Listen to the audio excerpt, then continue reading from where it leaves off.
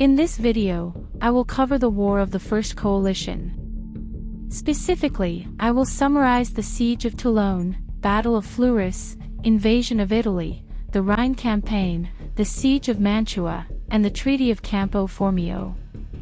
The War of the First Coalition was a major conflict that occurred between 1792 and 1797, which involved several European nations, including France, Austria, Prussia, Spain, Great Britain, and others.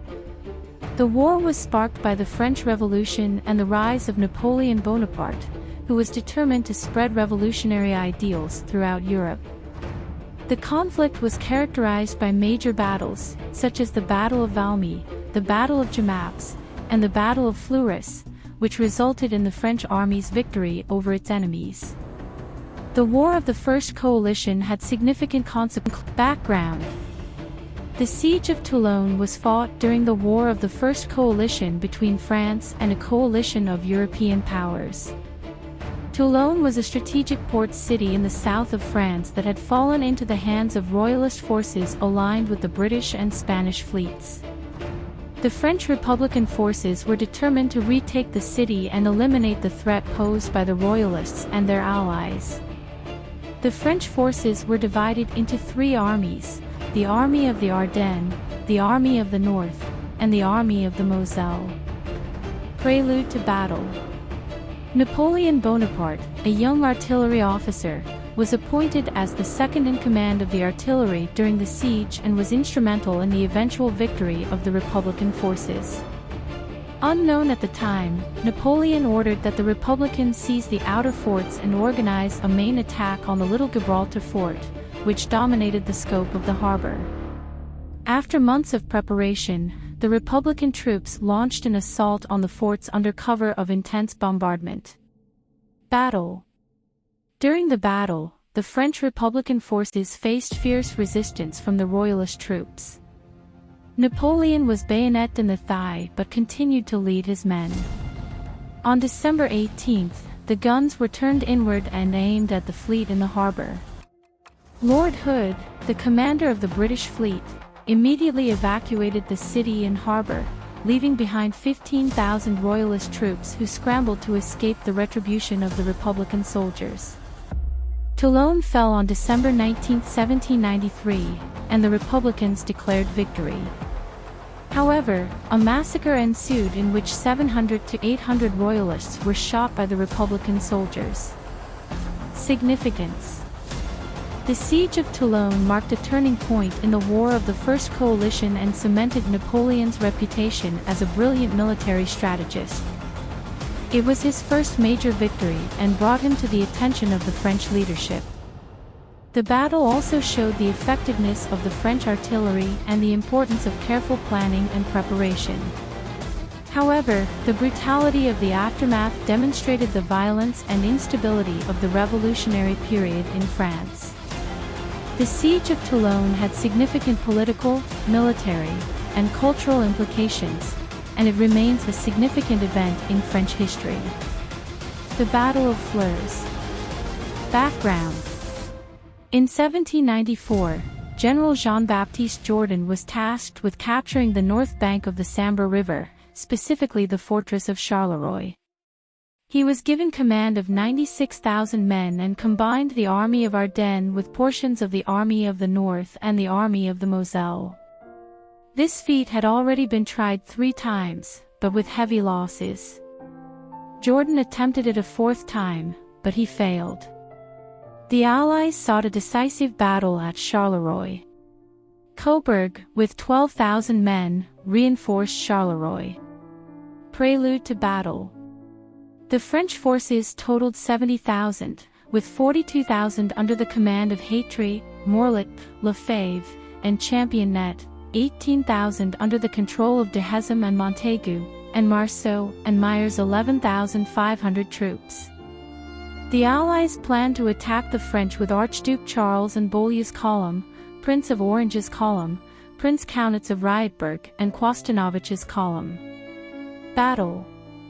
On June 26, 1794, the Battle of Fleurus commenced. Archduke Charles and Beaulieu's column attacked the French right and clashed with Lefebvre, Hatry, and Morlet's divisions. The Prince of Orange's column attacked at 1:30 a.m. and clashed with Montaigu and de Hezem. The Prince of Orange withdrew at 5 p.m. Prince Kaunitz's troops attempted to march on Championnet but were surprised by Championet's counterattack with Dubois' cavalry at 4 p.m. Kaunitz was driven from the battlefield. Quostanovich's column was attacked by Morlet on the right flank. The French victory at the Battle of Fleurers was significant. With French victory, the Allies lost control of the entire Low Country in Austrian Netherlands. The use of observation balloons during and prior to the battle proved to be an effective tactic. Marshal Soult later wrote that Fleurus was 15 hours of the most desperate fighting I ever saw in my life. Aftermath and significance. The Battle of Fleurus was a turning point in the War of the First Coalition. The Austrian defeat at Fleurus stopped Austrian resistance in the Low Country.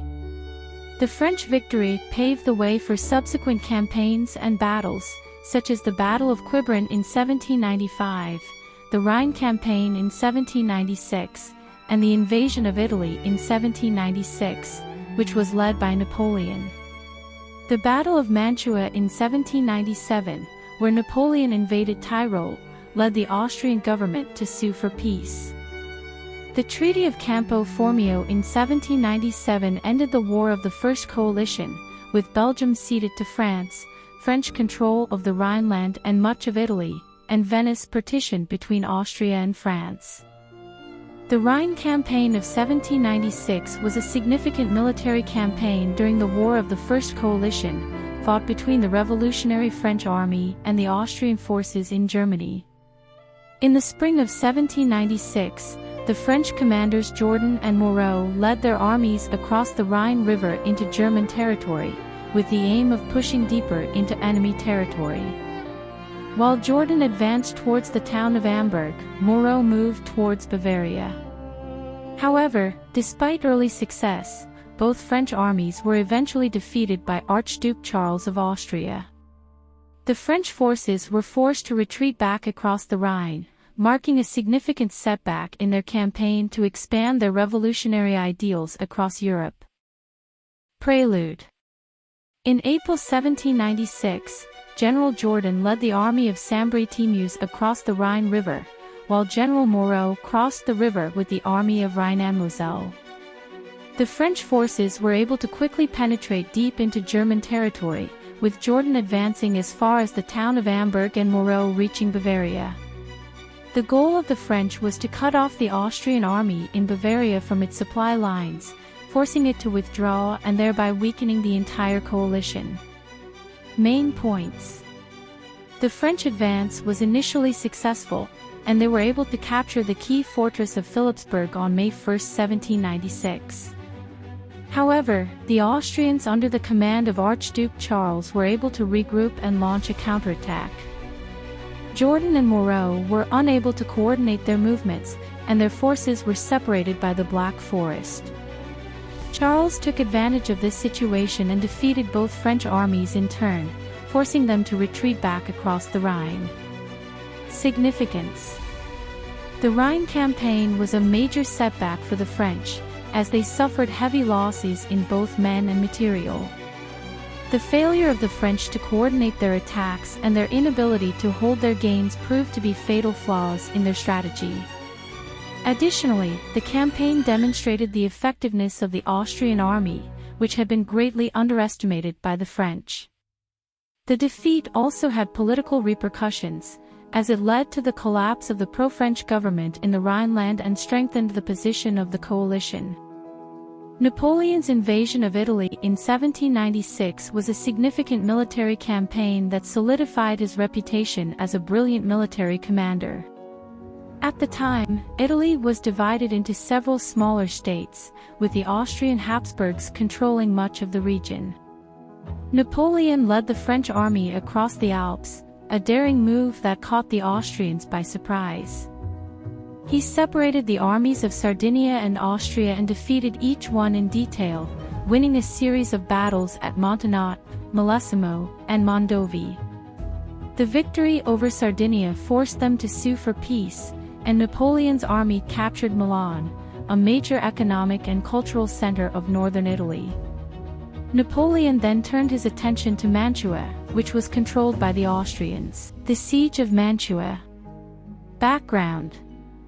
After his initial success in northern Italy in 1796, Napoleon turned his attention towards the Austrian stronghold of Mantua, a fortified city located on the Mincio River.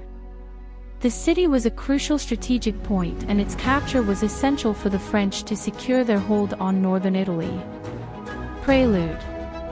The Siege of Mantua began in July 1796. The Austrians attempted to reinforce the city with troops under the command of Dagobert von Wurmser, but Napoleon successfully intercepted and defeated them at the Battle of Castiglione. Despite this setback, the Austrians launched another attempt to break the siege under the command of von Wurmser, but this was also defeated at the Battle of Bassano. Battle. The Austrians made two more attempts to break the siege, first under the command of Joseph Alvinczi and then again under von Wurmser. However, both these attempts were unsuccessful and the Austrians suffered heavy losses. Napoleon used his central position and greater mobility to divide and conquer the Austrian forces, defeating them in detail. Aftermath. The Siege of Mantua lasted for several months, during which the French army faced significant hardships due to disease and supply shortages. However, Napoleon's superior military tactics and strategy allowed him to hold off the Austrian attempts to lift the siege. Finally, on February 2, 1797, the garrison at Mantua surrendered, marking a decisive victory for Napoleon. The conquest of northern Italy was virtually complete with the fall of Mantua. This victory also strengthened Napoleon's reputation as a military commander and cemented his position as the dominant figure in France. The Siege of Mantua was a crucial episode in Napoleon's Italy campaign and marked the beginning of his rise to power in Europe.